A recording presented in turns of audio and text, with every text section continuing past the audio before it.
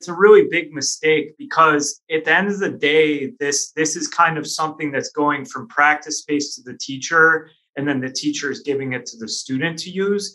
And if you don't have buy-in from the students, you don't have buy-in from the teacher. So I think that we were really lucky in that regard, is that we kind of started with the basic kind of problem of like, how can we motivate students to practice more often? And eventually we started to address the part that was like, how can we help them practice more effectively as well? Mm-hmm. But yeah, somehow it kind of just happened from, like Chris said, paper blowing around in the parking lot to, at least you're not seeing phones blow around out there.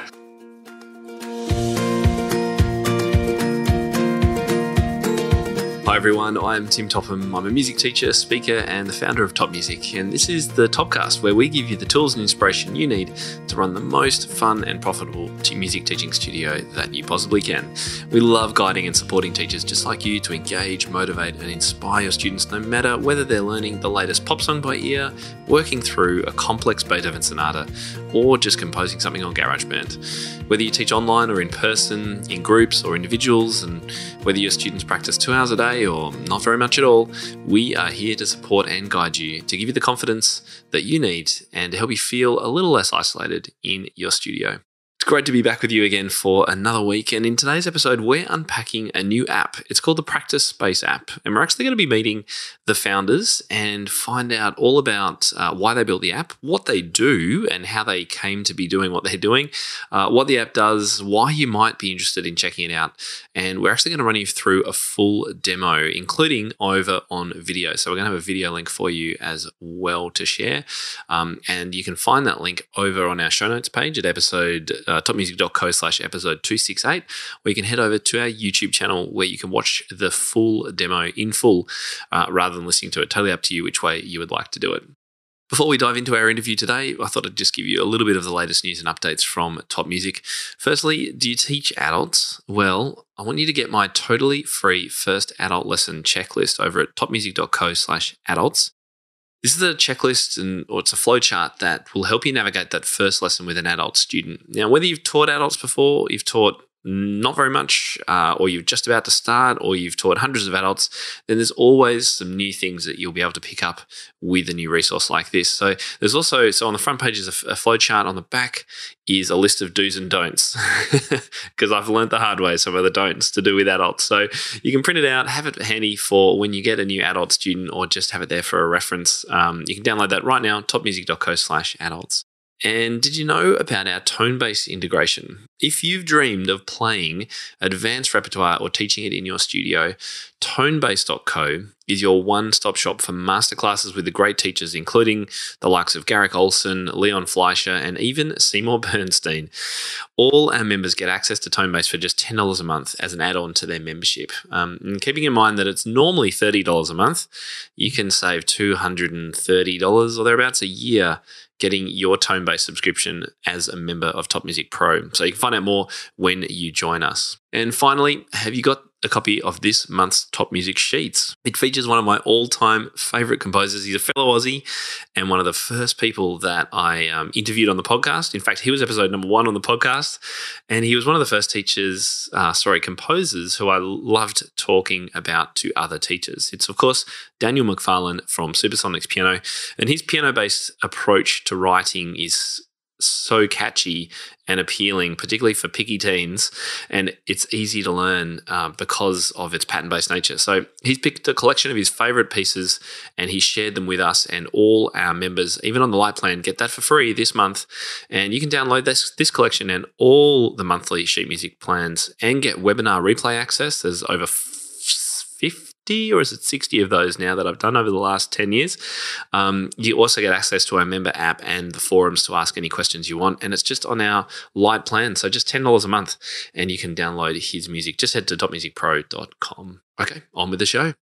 My guests today are music teachers and business owners Christopher Mallett and Robert Miller, and they've spent their careers focused on one simple mission: to help music teachers get their students to practice more effectively and more often it's a perennial problem, isn't it? Particularly more and more so in this day and age.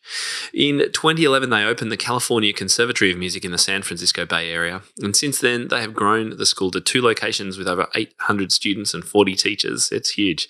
With decades of teaching experience, they are always looking for ways to motivate students. And in 2020, they founded the music practice app, PracticeSpace, which is what we've got them on the show to talk about today. Welcome to the top cast, Robert and Christopher. Well, welcome to the show, Robert and Chris. Great to have you with me today. Yeah. Thanks for having us. Thanks for having us. Well, today's going to be a really fun show because we're actually going to record this on video. So for those of you listening, we're going to be sending you to a link because later on in the show, we're going to do a live demo of the app that we're talking about today that Robert and Chris have built for music teachers. It's called PracticeSpace, and we're going to find out all about how they've done it, a little bit of the background, and then we're actually going to jump into a demo so you can see what it looks like. So stay tuned for that. And as I say, if you're listening, we will make sure we give you a link to where to find the video later on. But firstly, you better let us know a little bit about you guys and your musical background. Yeah, of course. So we're both classical guitarists. I've been teaching for, almost 2 decades now. And I went to school, conservatory, did the traditional kind of, performance route. Went to conservatory for undergrad and got my master's in performance. And then after graduating, realized that I would need some way to supplement my income. Luckily, I've already had a lot of experience teaching, so I kind of just settled into that role, did a lot of research about Suzuki and then the Suzuki method for the guitar, and then moved out to the Bay Area and got a job at a guitar school out here, which is where I met Robert, teaching Suzuki and getting trained by someone named Frank Longe, who was the kind of developer of the guitar part of Suzuki. And yeah, I didn't know that was a thing, Chris. You really only you associate Suzuki, well, particularly me with piano, obviously, but with violin initially. I didn't know there was a guitar version. Yeah, it's great. It's a fantastic way for students to learn guitar, and I think the guitar. Not to go down so far down this road, but yeah, guitar methodologies. I think even especially like in the classical tradition have been just a little bit difficult. They're not very sequential. They're not very thought out. And I think from that point of view, like the Suzuki method from guitar is really something spectacular, even outside of like the philosophical side of things from a pedagogical point of view, like whether you think someone should learn to read music or whatnot. It's just from like the technical difficulty from one piece to the next. Yeah. And this is definitely, the first time that you're seeing younger and younger high-level classical guitarists come out of the United States. And it's because of like direct results of the Suzuki method. Before that, there was nothing for kids. And now you're getting a lot of high level players that are, for us, I started classical guitar a little bit later in life, 18. That was like the story of a lot of classical 18. Guitar. 18, yeah, because I played a lot of rock guitar and stuff. Right. The story of most classical guitarists my age and our age. But now you're getting a lot of great players who are younger, who can actually go into school, to college, know how to read music and things like that. Now, Chris, you're playing the wrong instrument. With a surname like Mallett, you really should be a percussionist, shouldn't you? Right. Not wrong. I play a lot of percussion on my guitar. Right. So it's It's like, Robert Hooke the Butcher and stuff. Like, you totally missed it. So you guys met at a music studio as hired teachers in someone else's studio, right? Yeah, that's correct. I mean, like my background is very similar to Chris's, and that just kind of got into classical guitar a little bit earlier than Chris, but later in life. And we actually met at a really great school in the Bay Area called the Longe Conservatory of Guitar. And unfortunately, after about a couple of years of there, Frank Longe passed away suddenly. And, the community at the school, really long story short, like the community at the school really wanted, us to continue, teaching the students there, keep kind of Frank's vision alive. And, we started the California Conservatory of Guitar back in 2011, and that eventually kind of expanded to what's called the California Conservatory of Music, which now, has grown from having like about 70 to 80 students to about 800 and staff of 35 teachers. So it's been quite a journey. It's huge. It's a very grandiose name too. I quite like it actually. Yeah. And so did the current conservatory that you guys are running come out of the school? Did you kind of buy the school off the original owners, or is this a completely separate thing? It's a completely separate thing, but everything was cordial. I mean, when Frank passed away, everything was kind of there was no like just starting the business without everyone's like specific permission that was involved and everything. Yep. It is a separate business. Yeah. Well, congratulations. I mean, that's a massive achievement. 800 students, 35 staff. I mean, that is a big music school. So well done. Yeah. Good sized school. Yeah. It's fun. I mean, we just love to be able to reach as many people with music and help, teachers get solid schedules and yeah. And if that wasn't hard enough and enough work for you guys, you decided to build an app from scratch. So, I mean, some people listening would go, oh my goodness, that would just be mind-blowingly difficult. But tell us, how did you come to found PracticeSpace app? Why did you decide to do this? I'm really interested.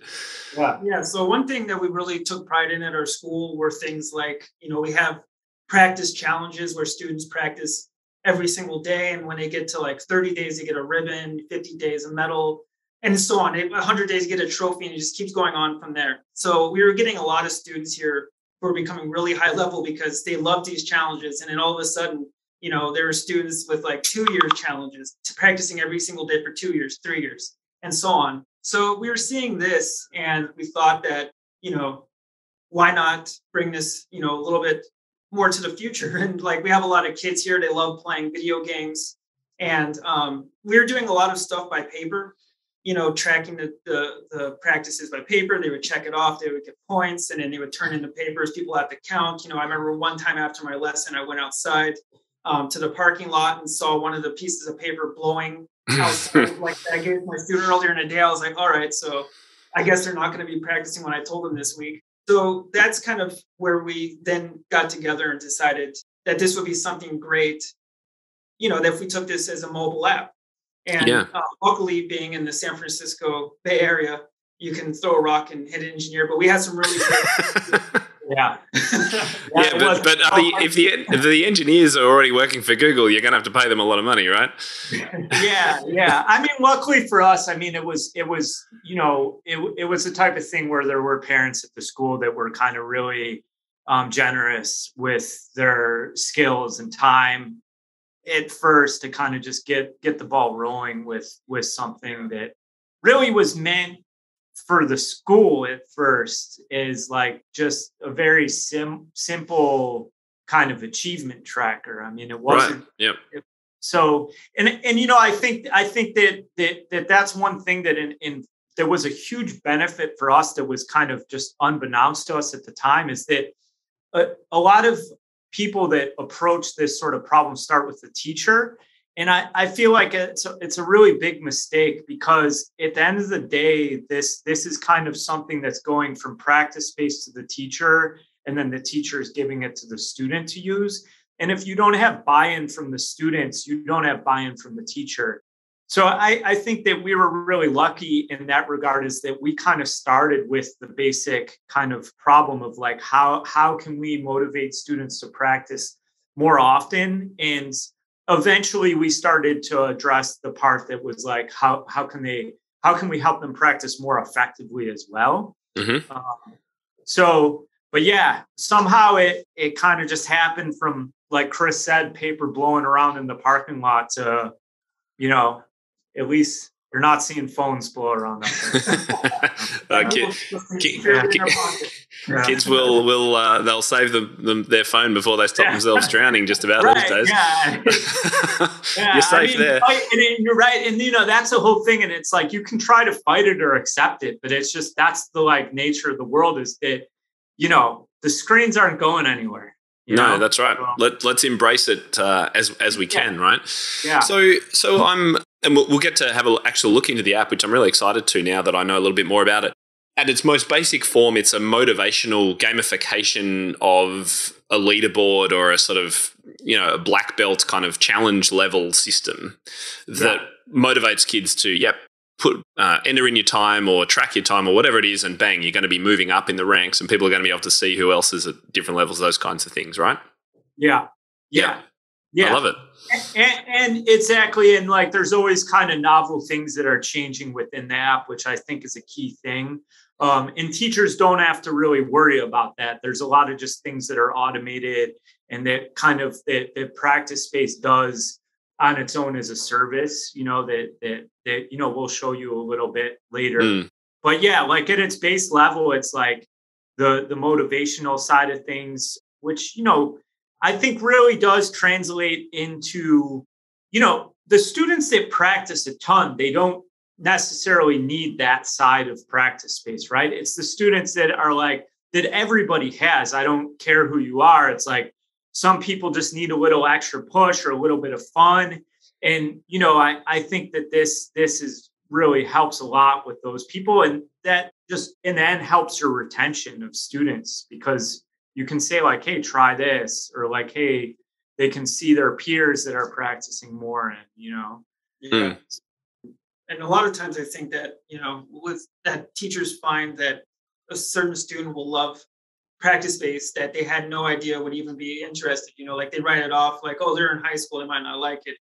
And then for one of my students that is in high school, he was been with me for 10 years and then started using PracticeSpace, saw the leaderboard, obsessed, got totally hooked. He's like practicing more than ever. And he's like getting insanely good. He's always practiced, but now it's just like, I need to keep practicing. I need to, get on the top of the leaderboard. And now he's coming in and playing all these really awesome, difficult works that I've just never seen that kind of motivation before. Yeah, I think it's clever. And it does hook into, for teenagers that, I'm thinking of my son who's 14 and he has Snapchat and they have Snap scores. Now, I don't use Snapchat, but I understand that any message sent or received builds your Snap score. And so there are these kids out there comparing, who's got the biggest Snap score, and some of them got 500,000. Oh, this person's got 900. And I'm like, why is this a good thing? This is terrible. It's like the worst thing, but they're hooked by it. I mean, it's such a simple idea, isn't it? Yeah, it is. And I think it's, yeah. A lot of this stuff comes down to like, what's the purpose? What's the mission of whatever you're using? And it's like, yeah. So I think for this, it's like, yeah. It's by the way, I'm not comparing your app to Snapchat. Like, yeah, that's it. There's no, like, we're not trying to like motivate people to send like filtered pictures of each other. Yeah. No, I get it. Yeah. So I'm interested. I mean, there are other practice apps out there. In fact, there's I don't know, probably 8 or 10 maybe even that I could think of. I'm interested to know what you feel that yours particularly does differently. Sure. Yeah, I agree. There's some really great options out there. There's some great companies doing awesome work that I really respect, and I love to see what they're doing. I think a couple things that come to mind is the first thing is kind of what I touched on a little bit before is that we really started with the student experience before anything else. And it was, I don't want to call it a mistake, but it was just the way this worked is that we started building out the student side first. And there was a lot of energy invested in that early on. And I think most people kind of go through like, okay, who's my customer, a teacher? Okay, what does a teacher want? And they don't really think that like, oh, this is really like a business to business to customer relationship, which is very complicated, because if the end user doesn't really buy in, then your actual paying customer won't buy in either. That's by far the biggest difference. I think the other side of it is that we are actually music teachers that have started this. And I think a lot of the other companies aren't like actively teaching. I don't know if they're actively even using their product with their students, if they have students. So I think that gives us a really unique kind of vantage point just from like a domain expertise point of view. And from what I've heard, like this is just from other people that have switched over, is that it's just way easier to use. It's less overwhelming. It's really streamlined. We built this so like I can like literally be in person teaching it, and I don't feel I can set the student up with what they need, and it doesn't feel like it's going to take like too much of my time to do so.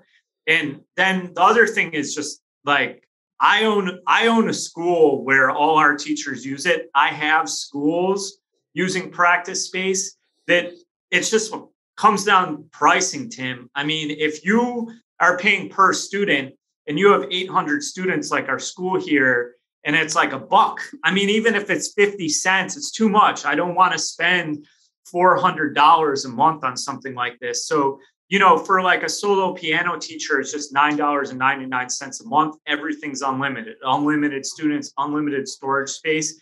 And then if you have a multi-teacher studio, it goes up from there to like $395 for an additional instructor. And then there's like a cap on that at $99 for unlimited everything. So, wow. Go on, Chris.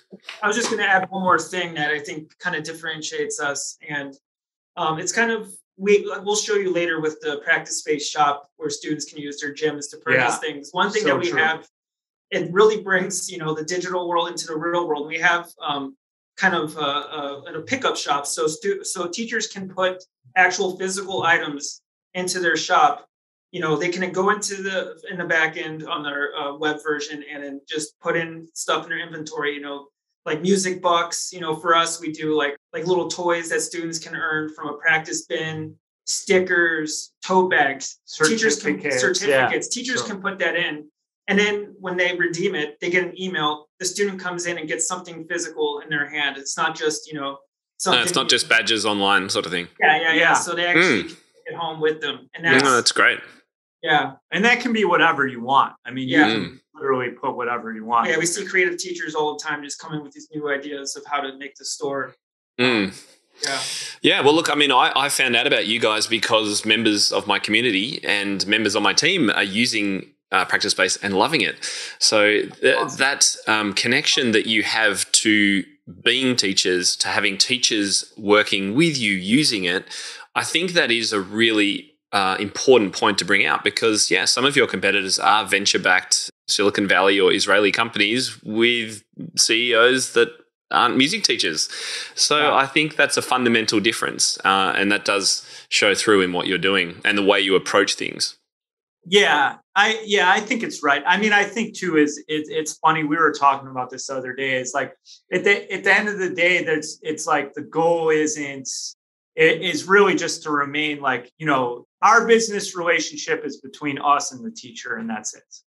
So there's no outside kind of goal happening here, let's say. So it's great.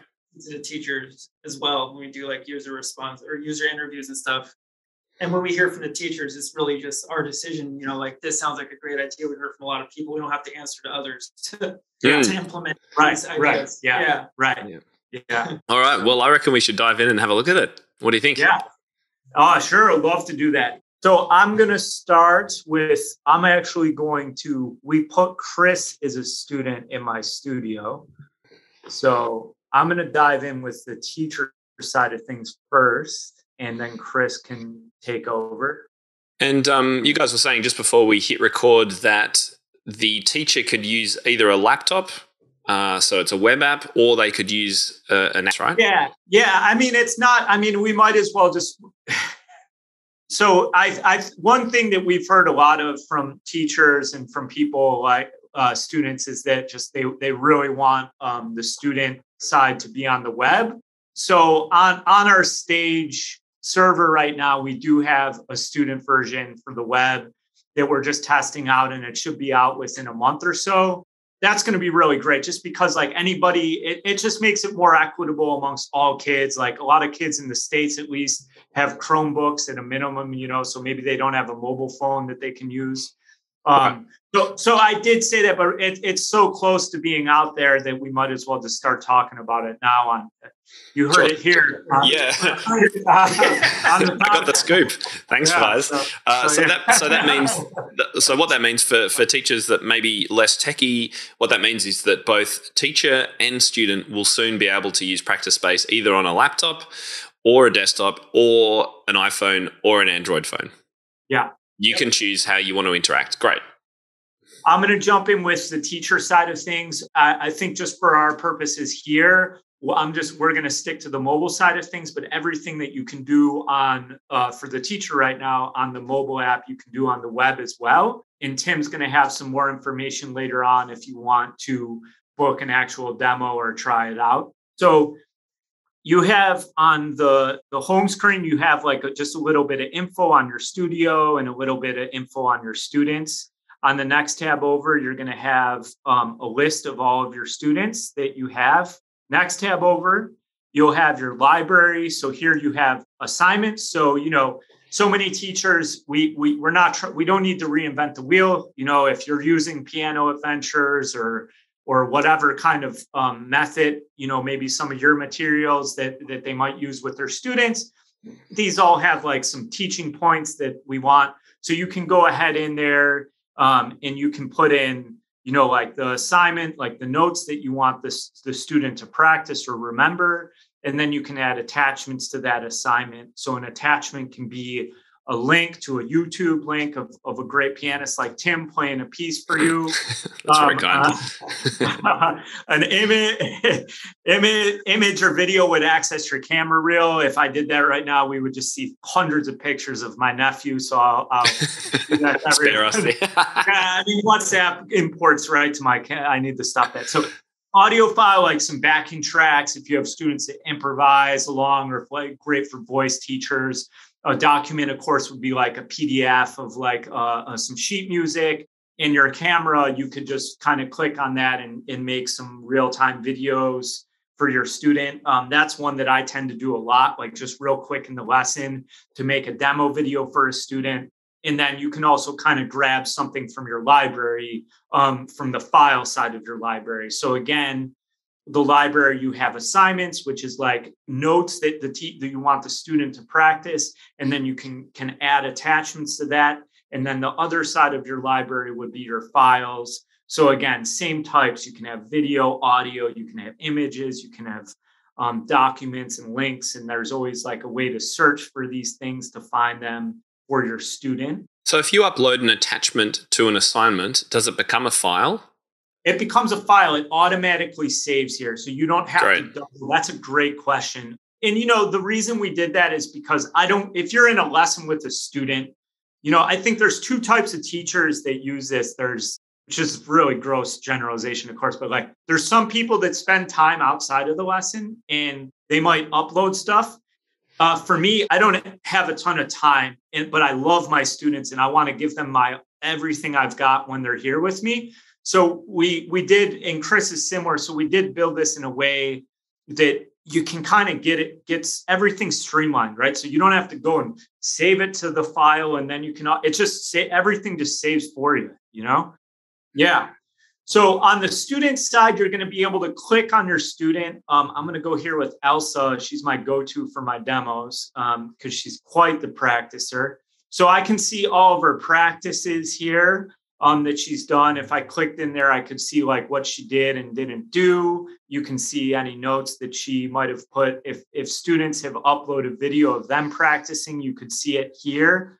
That's one thing that we definitely want to do a lot of work on in the future is how the teacher side of things interacts with student video, because I feel like that's a really powerful side, especially with asynchronous learning and things like that, of just being able to send some notes. Where you could timestamp and stop a video of a student and go, just record a response or something. Yeah, exactly. Yeah, exactly. There was an app called Cadenza that actually that did that very well. We got a ton of users from them, and that was one thing that a lot of people have talked about wanting. So it's definitely on our radar. And so on the details side, you can see like some info, like Elsa's on an 84-day streak. So she's practiced every day for 84 days in a row. Mm-hmm. Chris is going to show you some of how that stuff works in a little bit, how these gems and points work. And you can see that, she practiced 7 times in the past week, just a little bit of stuff. I think when all is well is good, it's less valuable when you see like, gosh, you did 1 practice this week. 10 minutes, let's have a talk, So the next step would be like how you send content to your student. So I'm going to go ahead on here. I'm trying to think of people kind of listen to audio. So I'm clicking here on Chris Mallett's profile. He's my new student. He's sitting right next to me. So if I click plus here, you can you'll be able to create a lesson from scratch or copy over the last lesson. And the lesson is a series of instructions for him to do for his practice? That's a fantastic question. A lesson is a collection of assignments that you want them to practice, right? Okay. Yep. Obviously, of course, the lesson is really what like you and the student meeting one-on-one. So I'll go to my sample student just to show you how this works. Since, as teachers, I know that most people meet with their student from 1 week to the next. So there's no point in like scheduling out all the assignments in the future. It's like, let's just do this week, and then I'll check in with you next week. Mm-hmm. And then when you click plus, you can create a new lesson from scratch. In my experience, that's not something that happens very often with the students. Like, good job this week. Let's restart all like fresh, all new pieces, Mm-hmm. So often you'll just copy over the last lesson. That will auto-populate what you all worked on last week, and then you can edit it from there. So I see. Okay. If you want to Wave is a great bossa nova by Joe Beam. Say you don't like it anymore, we can just remove that from what you're supposed to practice. Say you need to practice that before you do Packington's Pound. No problem. We can drag Packington's Pound down there for you. I see. So this is listed on the screen in order that the student you would like them to do it. We'll see it, so we can remove it. We can reorder it. We can edit the details. Just for sake of time, I'll just keep it simple. And they improve their speed. We'll go up to 90 beats per minute, and then we can have some attachments of me doing it at 90 beats per minute. Okay. And you can that's where you can click the plus button and record on your camera.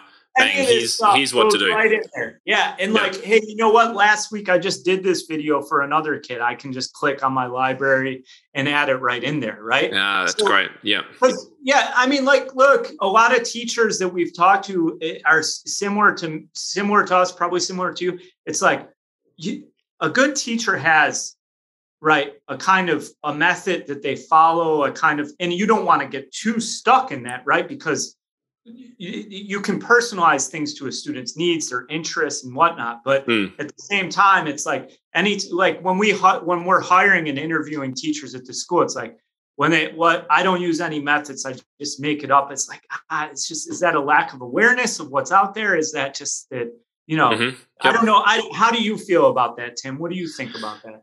I would agree. I think all teachers have a structure that they follow with their lesson. So, and I really encourage teachers to break things up and have time. Oh, sorry, I hit my microphone. Have time for creativity. Let's say have time for technique, sight reading. Have time for the pieces, repertoire pieces, and trying to manage that can always be a challenge, particularly in 30 minutes. But I'm finding that most teachers will have a structure, a format that they use. They'll do a certain thing at the start. They'll spend most time on something else, and they'll finish with something. So I agree. There is always that structure, and to be able to simplify that into this assignment process, the building of the assignment, I think is really important.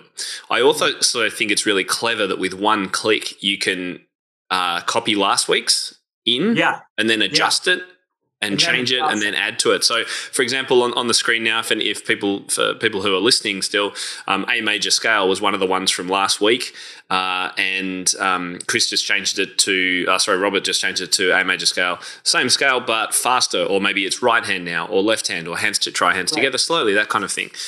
So I think that's a great way to simplify the process, because I have had that struggle with some other apps before. It's like, do I have to rebuild this all for this week? Yeah, how do I get them all in? You want it quick and easy, right? That's the key thing. Is with, I think with most technology, right? It's like no one wants. It's supposed to help solve problems, not be a burden. I mean, and for the most part, what we do in 1 week, we'll be checking the next week. Right. So that makes sense. And then we'll add and subtract a little bit and we'll move on again. Yeah, that's great. That's what's so hard about music lessons in general, is that it's like it's self-learning. You're guiding someone on a self-learning path. However we can use technology to help solve that problem is crucial too, because in the app, just sending someone home with some videos of you doing it, or recordings of you doing it, or notes, which obviously the notes you can do on a piece of paper, right? But you can't copy that from student to student.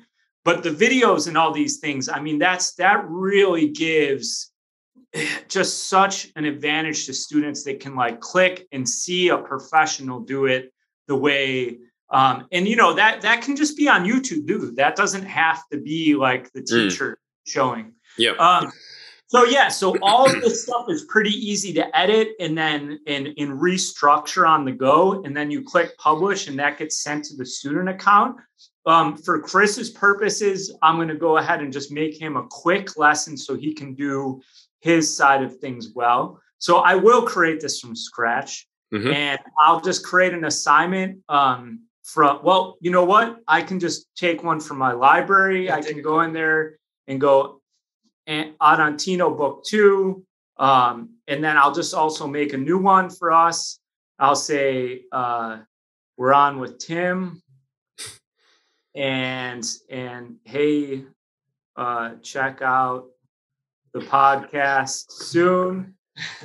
And then I'll go and we can do a quick video of me and Tim here hanging out. There he is. Just a quick one. And then that gets upload vid with Tim. And then, the great thing about this is that I can also just save this to my library. So there's a little checkbox at the bottom. That's great. Yeah, next time I'm with you on a demo, I can just go save that to my library. And then that's going to be in there forever. And then when I publish that will get sent to Chris's side of things. Great. And we're going to have a look at the student side in a second, right? Exactly. Yeah. Fantastic. So I mean, that's pretty much the teacher side in a nutshell. I think there are some things like on the website that you can do administratively a little more easier, like inviting students to the platform. Everybody gets a unique studio code. So as long as when they download the app, they have your studio code, they'll get linked directly into your studio. And then also administering, if you want to set up like in-person rewards, like Chris had mentioned, that's on the website. But there's great walkthroughs and materials on there for them. So I'll go ahead and let Chris jump into the student side. And while you're doing that, how do you manage younger students who don't have phones yet? Does their parents normally let their child use their phone? I think parents let them use their phone for practicing. Or people have like an extra tablet. So this would work on like anything that can run iOS or Android for the student side. So a lot of kids have iPads, so they could use an iPad, for example. They could use an iPad, totally, exactly. Yep. Okay. Any of this stuff would work. And, but it is, sometimes. And I think that that's one thing that the computer, like having a web dashboard for the students is going to be quite helpful for the students too. So students logged in, bang, little pop-up comes up. Oh, you've got a new lesson's been given to you. So they've gone home the day after the lesson, they've opened the app and there's bang, message received, you've got something new to do. Yep. Exactly. Yeah. It shows up on the app and it also, they get a notification on their phone as well. So it'll show up on, if their app is closed, it'll show up on the home screen of their actual phone. Oh, yeah. So in the student app here, you'll see it's a lot different than the teacher app. We have that avatar there that is... It's pretty cute, I got to say. Really fun. You have avatars and backgrounds, and I'll show you in the student shop in a bit, that students can use gems to purchase different ones, and we change them for different seasons and holidays. So we're always keeping it fresh for students, and they're excited to open up and see what's in there. It's getting tough, though, because we've got people all over the world. So it's like... I know. We're researching holidays everywhere now. Yeah. Oh, yeah. I need some tips for Australia, okay? Well, we've got Australia Day. Good, yeah. That's one of ours, yeah. I've learned over time the American ones as well. Yeah. All right, so talk us through we've now opened the student side of things, right? Yeah. So when you open it up, you can the audience can't see, but it's geared towards students of all ages. We have an avatar here. Students can change their avatars and they can use their gems to purchase them in the PracticeSpace shop. We update the avatars and backgrounds for different holidays and seasons, so we're always keeping it fresh for students. On the bottom left, there's a little button that says 5 minutes. The students can set their practice goal here. So it's all the way down from 5 minutes up to 60 minutes. And this is just the amount of time that they work with their teacher to set their daily practice at home. In the bottom here, there's a little green play button. And when they click on that, that will bring them into their actual practice session. So when they go home, they'll open this up. They'll see any notes that their teacher has put in there for them. Yeah, sorry to interrupt. Tim, that's one thing I didn't say. In the teacher side, you can also there's a place to just put general notes that maybe aren't correlated with a specific task or assignment, but it's like more general. More general. Recital next week. I know. Next week, clip your nails before you play piano. I know you've been on school camp. I know you've been away or whatever. Yeah, great. Right. Yeah. So that's the type of stuff you put in the notes tab. When they click on the assignments tab, the student will see the assignments that were put in. So here are the assignments that Robert put in on Tino Book 2 and the Tim Topham. When you click on it, they can see the details. And then there's a little attachments tab.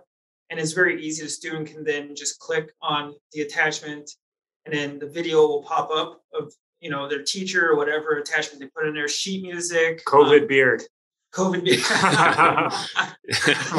That's going to sound really weird to people listening if they're not watching. Yeah, but we've just got a video on screen of Robert with a beard playing his guitar.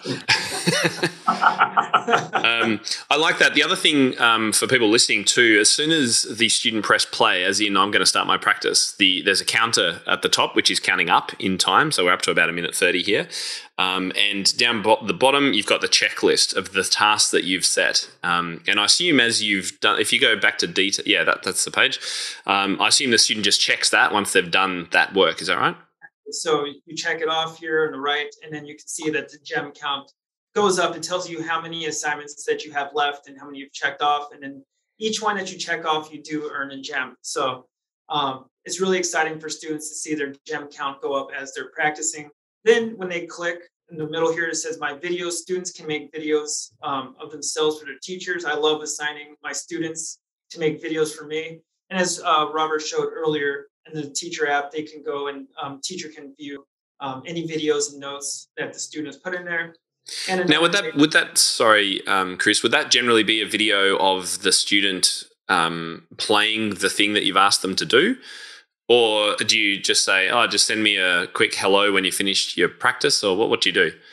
It's really up to the student. I have some students that, if they can, I tell them to do a reflection on their lesson, so it's, or of their practice session. So, go ahead, talk about how your practice was, what you think you need to improve in your practice, things like that.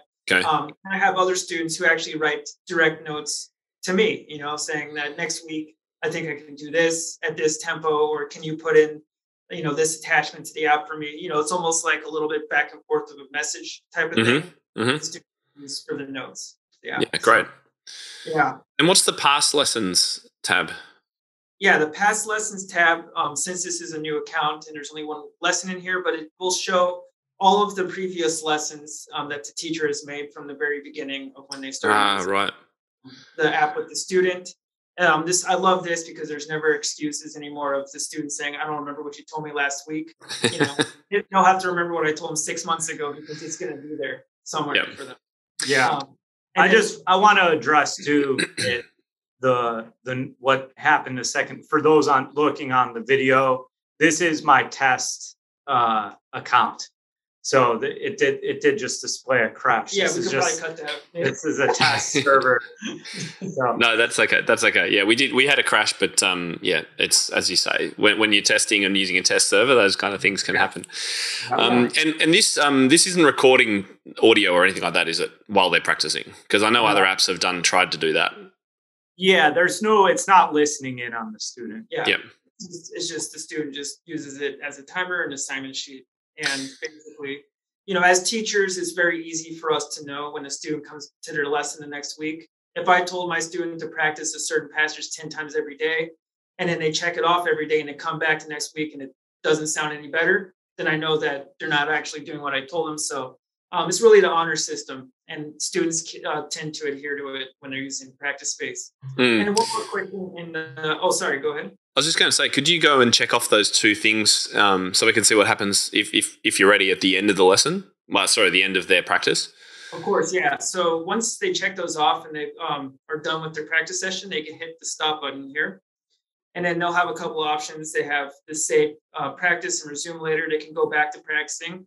And if they're done practicing, they can hit I'm done practicing. They'll get this little rating system here of 5 stars. They can go 1 to 5 stars. And then this is where they can add in the notes for their teacher. So right. they can put in things like need to use the metronome or whatever. They can put that there and then hit done. Said no student ever. So will that now ping a message to the teacher that a note has been left or something? Because I can imagine that could get quite busy.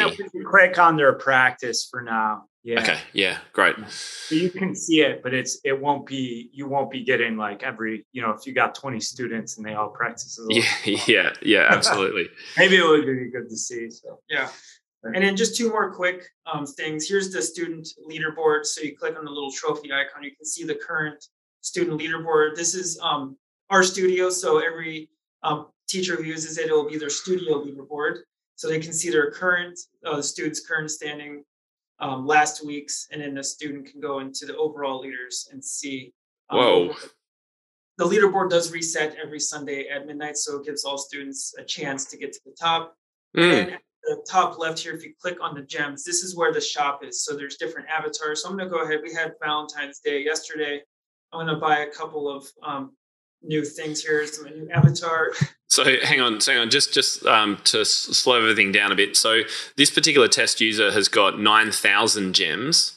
Yeah. And so what you're able to now do is go into the shop and the student can give up some of those gems in return for something that they want, right? It's like a currency. Right. Yeah, for their home screen. I mean, they don't start with 9,000. They start with 0. I think 5. Is it 5? I think it's okay. Yeah, it's, you got to throw people a little bone. So. But you've got the options avatars, you've got backgrounds, power-ups. Yeah, and the power-up. So what's a power-up? We have a streak freezer in here. So if a student say they practiced 200 days in a row, and then they go on a trip and then they forget to practice. If they have the streak freezer in there, they purchased it, it will automatically activate. It'll ask them, do you want to use your streak freezer to keep your streak? So then it won't lose. Wow, I even going back to Snapchat, my son was talking about streaks. So did you know, maybe this is just my son's friends, if one of them's going away on a school camp or something like that, they'll give someone else their login so that they can keep their streak going. Yeah, you got to keep your streak. Streaks are important. This is going to totally, you just use the word streak, you're going to, teenagers are going to know what you're talking about. Yeah. That's clever. That's really clever. Yeah. And then the one other part, we talked about this a little bit earlier, these are the pickup items. So these are physical gifts or physical prizes. So the top here, we have a student can purchase for 35 gems, something from the prize basket. At our school, every teacher can customize it. So then once a student purchases that, we'll get an email that says, so-and-so purchased something from the prize basket, and we get it ready and give it to them. So we tend to update this every so often, things like a CCM, our School of California Conservatory of Music. We have a tote bag in there. It's a little bit more expensive because that's more, money for us, but the student can buy that, some custom sheet music and things like that, just really brings the physical world into. And there's the new background and avatar.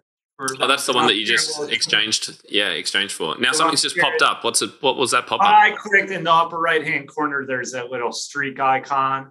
So that's what the fire icon is. Okay. This shows you kind of your next streak. And over here, students can also see the awards that they can get. Oh, Chris cool. mentioned that one thing that we really love about the app is kind of connecting the physical with the digital.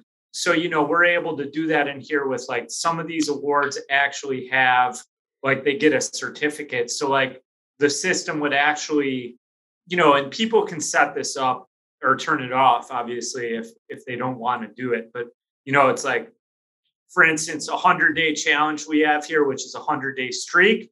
So they would get a little trophy that I don't have in here. But, if they do 100 days in a row, our admin staff or the teacher, whoever however you set it up, will get an email saying like, hey, so-and-so just got this award, make sure that you have that for them. And then there's some other fun things like some of these things are shouldn't be it. It's a little bit of a test server, but so yeah. So okay.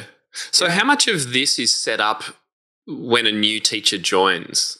All of it. Yeah, it's automatically set up. It's just all of these. There's no physical items because I don't want to presume that someone wants to do that. Of course. But the avatars, all the streaks, it's all set up already. And then anybody that wants to change.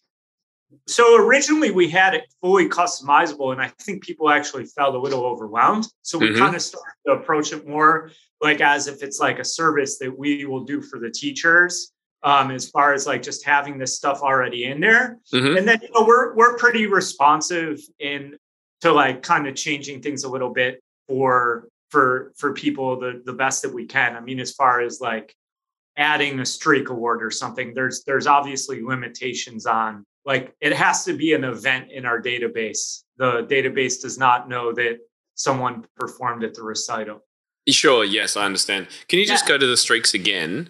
Sure. So those, or the list. Yeah. How did you get to that? What did you click on?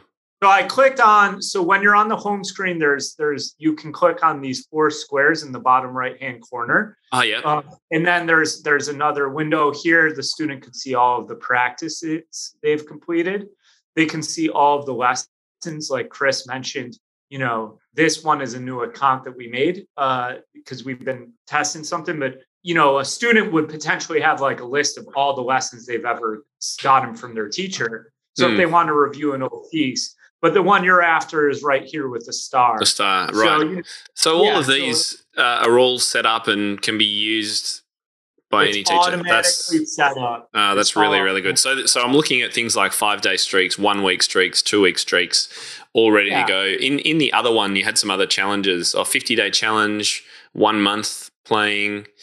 Yeah, it's great. You know what? This actually reminds me a little bit of Strava. I don't know if you guys are cyclists, but I know Strava, yeah. I'm a bit of a keen cyclist, and one of the things that it always puts in front of you is, well, do you want to join the January challenge of ride 100 kilometers in the month or those kinds of things? So I totally get that. Yeah, that's the next thing. Like, that's what I mean, that's one thing that we're messing with is like this idea of like these little August, like, practice-a-thons and fun things like that. That would just be automated things that pop up on the student side. Like, hey, practice. What month is it? March. It's in March. Practice 20 times in March, and you get 5 backgrounds for free to, Yeah, I think that's powerful. Stuff is like, it will just kind of happen within there for the students. Because I think one thing that's really important, again, back to thinking about the student side of things, is the novelty. Is like, right, it's like, if you do a 5-day streak and, then what? Well, 1 week, and then what? So, but if you don't, so you got to keep kind of things interesting for them. But at the end of the day, it's just about getting them in there and like spending time practicing what the teacher gives them. Like, that's the key piece that this is all built around.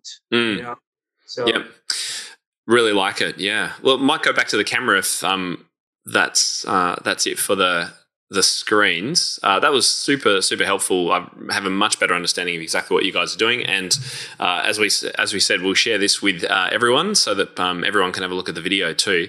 Thank you so much, guys, for sharing that with us. I'm keen to just know as well, for teachers that are interested in trying it out, we're going to send them to a particular page. It's going to be practisespaceapp.com/Tim. So if you want to get to know more about PracticeSpace, they can book in for a free demo with one of you guys. Is that right as well? Yeah, over absolutely. there, yep. Great. So practisespaceapp.com/Tim. If you'd like to find out more, check it out, get a demo. And I think you do, your pricing is really reasonable, can I just say? But you also give a free trial too, don't you? Yeah. 30-day free trial when teachers sign up. So yeah, and then they can take a demo with us before they sign up or after, either one. But yeah. Fantastic. Well, I'm keeping an eye on the time too. We need to wrap things up. One other thing I thought of, though, as you were going through that is for missed lessons, I wondered, do you find that teachers can use some of the library recordings to give students assignments if they miss a lesson and then they don't do makeups? Yes. We have people that do that. I was talking to a really great user of ours, Teresa. She owns a school out in Georgia called Piano Central Studios. And wait, you do what?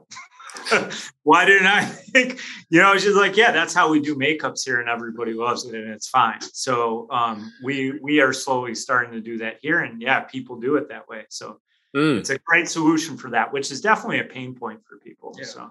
Yeah, absolutely. Yeah, there's a lot to to say about the ability for the app to quickly allow you to record things that stay in a library that students can reference at any time. You can send this to any student. That's great because you're not worrying about, where did I save this on YouTube unlisted and what's the link and, all that kind of stuff. Great value in that too. Yeah. So congratulations, guys. I'm really, really excited to get stuck in, and I imagine some of the people listening will also be interested in that. So practicespaceapp.com/Tim to find out more. You've also got a great blog. I was looking through your blog the other day, Musicians of the Month, Composers of the Month, Teacher Spotlights. Love what you're doing over there. So congratulations on that too. And that's at practicespaceapp.com/blog, is it? I don't know how I found it. Yeah, I believe I don't think it's slash, but yeah, news. They could just go on our website home screen and easily find the blog from there. So. Yeah, really great articles over there. Anything we've missed before we wrap things up, guys? No, that's it. Thanks for having us. Yeah, fantastic. Well, pleasure, and really appreciate your time and coming on the show. And thank you for all the teachers listening who have got a little bit excited by this. Thank you for putting in so much time and effort to actually put this together, because I know how hard it is to build apps, particularly keeping them updated and for all the different devices and web apps and all that kind of stuff. And you're continuing to improve and upgrade and listen to teachers. And I think that's another great advantage of a smaller business run by the people who are teaching, who are also building, means that we can get great connections with you guys and know that, if you do come up with some great ideas, that at least you guys will consider them and no doubt have some way of pooling all the ideas together and working out what you should do. We will pool all the ideas. Yeah, fantastic. At a minimum. Yeah. Robert and Chris, thanks again for coming on the show. Yeah, thank you, Tim. Cheers. Well, I hope you enjoyed today's interview with Robert and Chris from PracticeSpace. Now, if you did want to find out more or book a demo or even start a free trial of the app, you get 30 days free. Just head over to practicespaceapp.com/Tim. That's the link that's going to give you the best deals and the best connection with Chris and Robert. So practicespaceapp.com/Tim. And if you did want to watch the full demo of the app over on video, then head to my YouTube channel. Just search for Tim Topham or Top Music over on YouTube. You'll be able to find that. And you can watch that complete demo of what we were talking through on the show today. It's a really great way to see exactly how this could be useful in your studio. And I do hope you check it out. Well, that's the end of the show for this week. So if there was something that you heard mentioned and you didn't get a chance to write down, then don't worry. We've got everything covered for you on our show notes over at topmusic.co/episode 268. Or you can just click on the Learn tab at the top of our brand new website and head to the podcast through that way. So next week on the show, we're talking about selling your teaching materials online.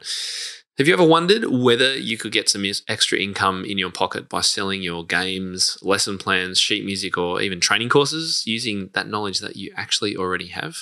A lot of us have incredible resources that we use in our studio, but sometimes we don't actually think whether other people might be able to get value from this. So next week, I'm going to be sharing with you our online launch system, which is our process for supporting music teachers and walking you through the process of starting up and selling your products and services online. And yes, you really can make money on the side. If you're willing to follow the plan that we set out for you and put in a little bit of work up front, you can definitely reap the rewards. So that's coming up next week. Until then, I'm Tim Topham and you've been listening to the Topcast. Can't wait to speak to you again next week. Bye-bye. For more information about this episode and to find out how to enhance your own teaching, visit topmusic.co. You'll find everything you need for your studio, from lesson plans to cheat sheets, quick win teaching ideas, and guides on how to build your teaching business. Plus, you'll be connected to a global community of the world's top music teachers. And when you're ready, join hundreds of other teachers around the world by becoming a Top Music Pro member and get access to all our bonus content and flagship courses. And don't forget to follow topmusic.co on social media and subscribe to this podcast wherever you listen to it. That's all for today. We'll see you in the studio.